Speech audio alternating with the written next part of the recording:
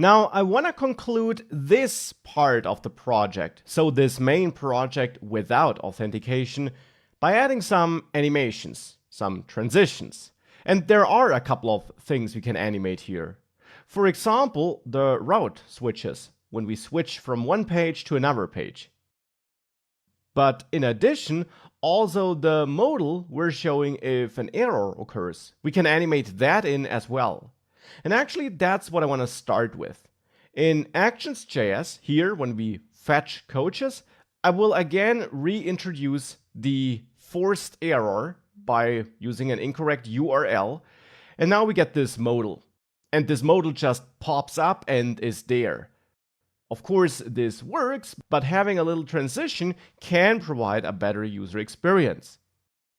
And here, since in the dialog, in the base dialog, we're using vif to show or hide this dialog, here we need Vue's help.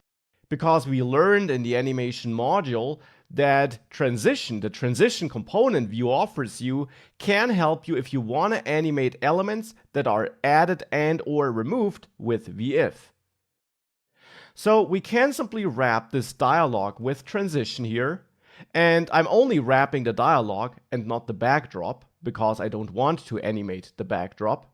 So I will just wrap this dialog with transition, opening here and closing here, inside of that teleport component. That works. So have the transition in here, and then give this transition a name. For example, dialog. But this name, of course, is up to you, as you learned in the animations module. And now we can add a bunch of CSS classes that will be applied by Vue to the dialog when it's added or removed. So for this, I'll go down to the CSS code, and maybe here we can add a dialog-enter-from class to define the state or the styling we want to start animating when the element is added to the DOM. And actually set the dialog leave to class to the same styles, so that we make sure that we leave to the same styles as we came from when the element is added or removed. And here I want to start with opacity 0 or go to opacity 0, and also transform it a little bit and scale it down so that we start at a smaller size, or we go to a smaller size when the dialog is added or removed. Now, the state we want to reach when it's added, or the state we start at if it's removed, can be defined with dialog enter to or dialog leave from, like this. And here I of course want to go to full opacity so that the element is visible, and transform it such that the scale is at the original scale of the element, so that it's not smaller or bigger than intended. And now we just need the in-between classes, which would be dialog-enter-active and also dialog-leave-active. And for entering, I will set the transition CSS property and transition all CSS properties, so no matter which property changes, it will be animated over .3 seconds with ease out, and basically do the same for leaving, but there I will use ease in. And with that, we should have a nice animation, a nice transition for the modal. If we save that and reload, now you see that looks a bit nicer. Now we got this little animation here for the modal. And of course, you absolutely can play around with the concrete styles, with the timing, with whatever you want to play around. But that's now the modal. We also, of course, can animate route switches. And I covered this in the transition module as well. For that, we go to the place where we render the router view for the routes we want to animate. In this case, I want to animate all main routes, so not this nested child route, but all these main routes should be animated. And therefore, in app view, we have to use transition combined with router view. And you learned that here the syntax is a bit strange, maybe not what you're used to exactly.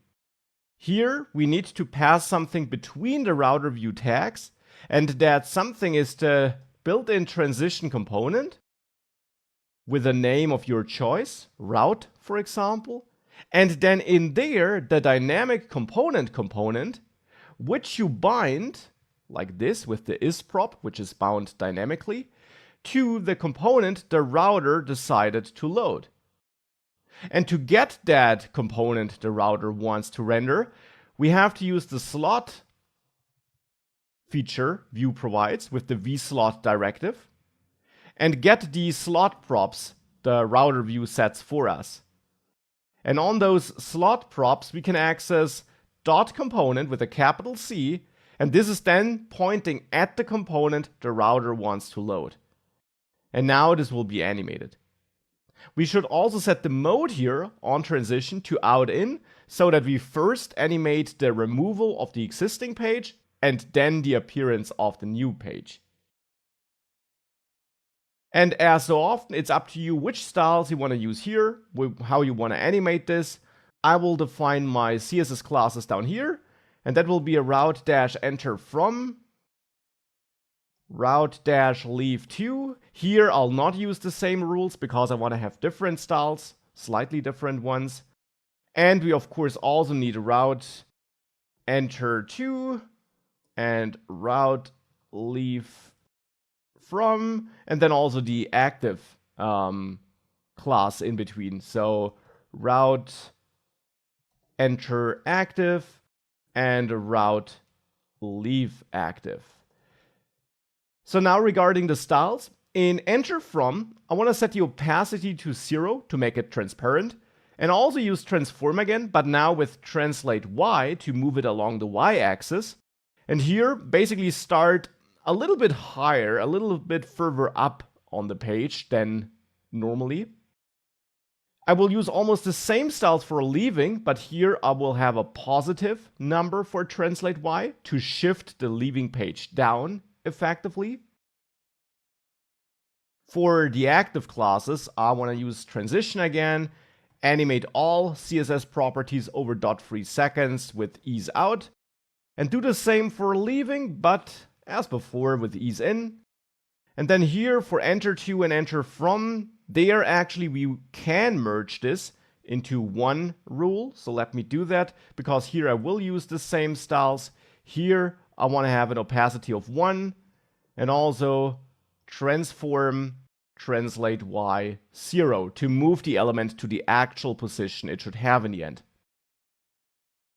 Okay, let's give this a try. Let's save this, reload, and you will notice a warning. Now actually we also still got this error here, so let's first get rid of that and let's then have a look at the warning. So here I'll fix that URL so that we're not forcing this error anymore. And you'll now see a warning and you will see that animations are broken.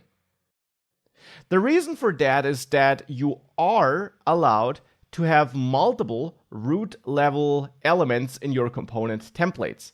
But if you plan on wrapping those components with transition, as I'm effectively doing it here, I'm wrapping all those route, those page components with transition, then the wrapped components must only have one root element.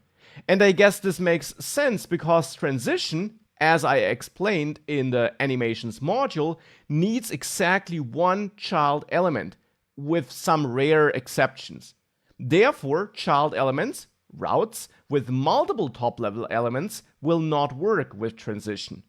So to fix this, we need to go to all our pages, and on every page make sure we have just one root level element. So here, two side-by-side sections are not allowed. So here we then need a div or anything like that, which in the end wraps all the other elements in this page. This is something we need if we want to use transitions here, because otherwise we violate this rule of having only one child element inside of transition. So let's make sure we have just one root element in all those page components, which is now almost the case. I also need to add one here. Yep. And now with that, not found is something we also need to work on, I just see. But with that, If we reload, now we got the nice transitions here if we move between our pages. So now we also added that, and with that out of the way, we can quickly add not found in the next lecture, and then we're done with this main project for now.